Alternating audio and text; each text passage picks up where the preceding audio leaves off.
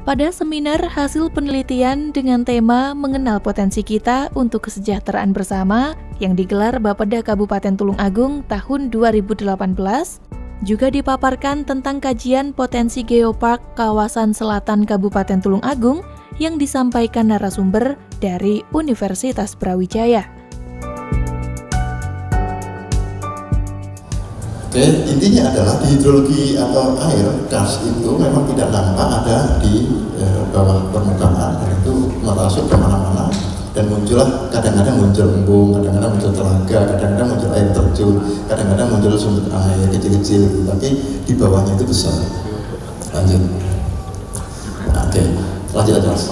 Ya, ini bicara geopark, satu morfologi geologi itu penting karena taman bumi basisnya adalah geologi, tetapi tidak kalah penting kan di permukaannya. Permukaannya kita bicara biodiversitasnya, keberagaman, keanekaragaman hayatinya. Nah, kita sudah petakan juga, kita sudah potret juga, kita petakan, kita potret, diperhatikan aja yang gambar 3 warna ini antara yang biru muda, setengah tua, dan paling tua. Kayaknya kok hijau semua ya di kecamatan, enggak? Yang paling hijau itu yang gelap ini aja, yang hijau-hijau, yang rindang ya. Kalau yang kayaknya masih hijau-hijau ini sebenarnya rumputan. Jadi ada tingkatan herba, perdu, terus kemudian ada pohon. Jadi ada 3 tingkatan yang kita potret bahwa di 6 kecamatan ini punya vegetasinya relatif hampir sama. Kita bisa mengatakan relatif hampir sama. Yang kemudian rumputan, terus kemudian ini ada perdunya, terus kemudian di sini ada pohon dan herbanya. Ini yang gelap ini kan sedikit ya, jadi makanya seringkali kalau kita malah ke selatan itu kok gersang ya, memang begitu.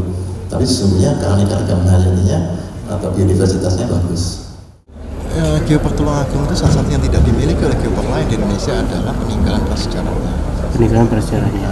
Dan itu ada di wilayah Kars. Artinya wajah Kencis itu kan satu yang sangat ikonik sekali secara ilmu arkeologis, itu suatu yang sangat istimewa. Dan itu bisa menambah nilai dari geopark itu sendiri. Dengan cara begitu, mudah-mudahan apa yang akan nanti diusulkan ke nasional ataupun ke UNESCO ini dengan kekuatan arkeologis tadi, di satu sisi mengkonservasi lingkungan alamnya, karsnya, di sisi yang lain juga bisa mendatangkan nilai tambah terkait dengan keberadaan Tulungagung ini yang nyaris. Kalau ini muncul di permukaan ensin Tulungagung gitu, salah satunya di Indonesia. Ya, sebetulnya bukan minim, sudah ada. Cuma kita kan perlu kita detailkan lagi, akan kita jadikan sebagai pijaan untuk 2019 sampai 2023 itu tadi. Jadi yang potensi-potensi itu seperti yang saya sampaikan, wajah Kencis katakan. Bagaimana kita mengembangkan itu? Kita buat replikasinya wajah Kencis itu. Kemudian kita bebaskan tanah di sekitar itu. Kita bangun fisiknya, ya kan? Sehingga nanti para turis-turis asing akan datang ke Iwan, termasuk yang di Stasiun Sendang itu juga begitu. Kalau kita mau menarik wisata yang kulit putih itu yang di Korea, Filipina, Vietnam, itu kalau mau mendatangkan itu ERC, itu kan mendatangkan itu ya Stasiun itu dikembangkan. Itu sekarang kita sedang merintis masalah lahannya, kalau bisa itu di lahannya itu kerjasamakan dengan perhutani, itu akan kita kembangkan. Itu dilihat sejarahnya ada.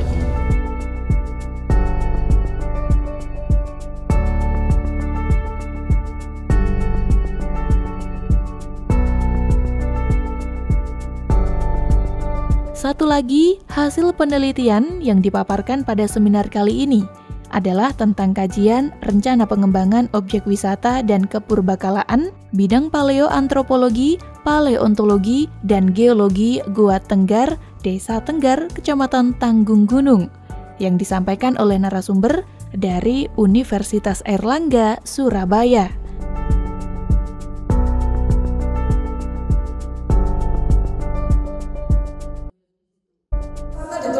Dijelaskan bagaimana cantiknya pantai, kemudian bagaimana kekayaan alamnya dan sebagainya. Ini menjadi tentu saja potensi objek wisata alam yang sangat mendominasi gitu, karena dia kebetulan Tulungagung ada di kawasan selatan dan itu sangat terkenal dengan ombak, dan kebetulan juga ada teluk di Tulungagung ini yang sangat bagus untuk dikembangkan.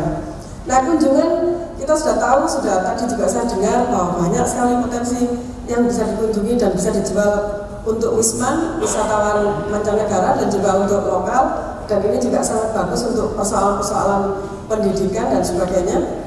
Ini yang membuat kemudian bahwa kualitas dan aksesibilitas ini harus ditingkatkan di wilayah Tulungagung. Next. Nah, khusus untuk Gua Tenggar ini adalah awalnya saya di universitas itu dilapori oleh teman-teman yang memang sangat concern dan sangat menyukai dunia paleoantropologi, ya, dunia prasejarah. Kita diberitahu bahwa ada temuan gigi dari Kebo, purba, temuan dari mana. Kita pertama cuek-cuek aja karena kita tertarik dengan orang yang di Songgentong waktu itu, karena kita sedang menggali di Songgentong. Setiap tahun dari UNER selalu mengadakan PKL di Songgentong untuk menggali potensi di sana, karena sudah pernah ditemukan satu hominid dan itu menjadi temuan besar di dunia keilmuan. Kemudian ketika kita melihat Gua Tenggar ini, kita sempat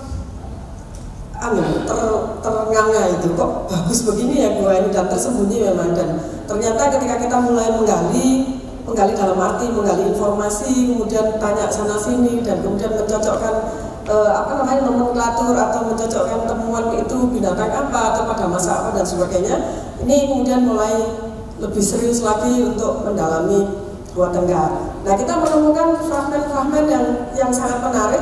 Dan ini juga masuk dalam catatan Pok Darwis yang kebetulan sudah berkembang di sana. Jadi kita sangat terbantu dengan kegiatan ini oleh Pok Darwis.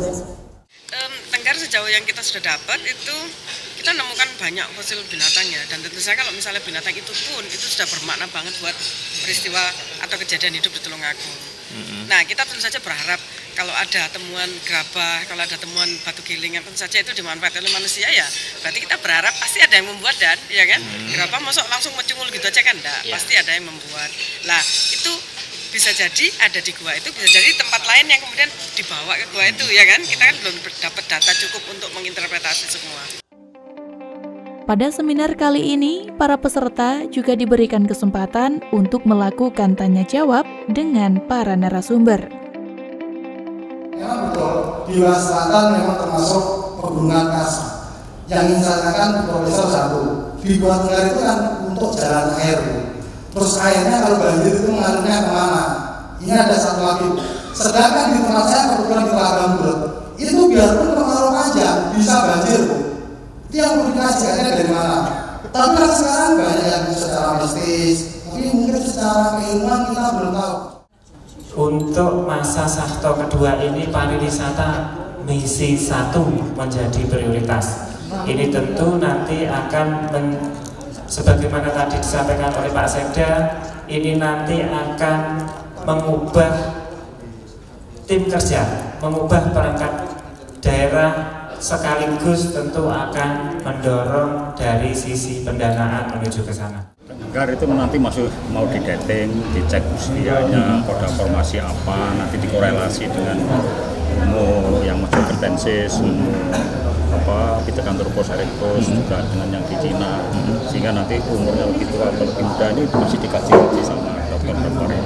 Makanya ke depan ini mau kita buat museum peradaban manusia di Tulungagung. Jadi peradaban manusia Tulungagung itu pertama kali orang hidup berburu, mulai Wajakensis dan seterusnya. Terus orang hidup bercocok tanam, nanti kita kaji. Terus orang hidup di zaman industri, orang hidup di zaman telekomunikasi, dan bahkan sekarang di IT. Nanti kita buat kajian, terus kita buat replikasinya atau data asli, kita buat museum untuk tujuan sesuai dengan visi misi.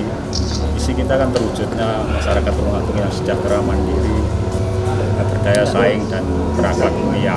Itu nanti untuk tujuan PAD itu. Ada proyeksinya. Sasarannya ke sana.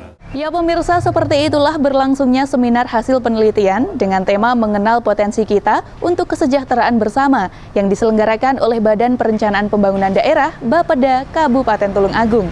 Diharapkan melalui seminar tersebut segera menghasilkan rekomendasi yang selanjutnya bisa digunakan sebagai dasar pengembangan kawasan-kawasan tersebut, sehingga potensi di Kabupaten Tulung Agung dapat semakin berkembang dan banyak menarik wisatawan untuk mengunjunginya. Akhirnya saya Yumita Agustina mewakili kerabat kerja yang bertugas pamit undur diri. Terima kasih atas kebersamaan Anda. Sampai jumpa dan salam CTV.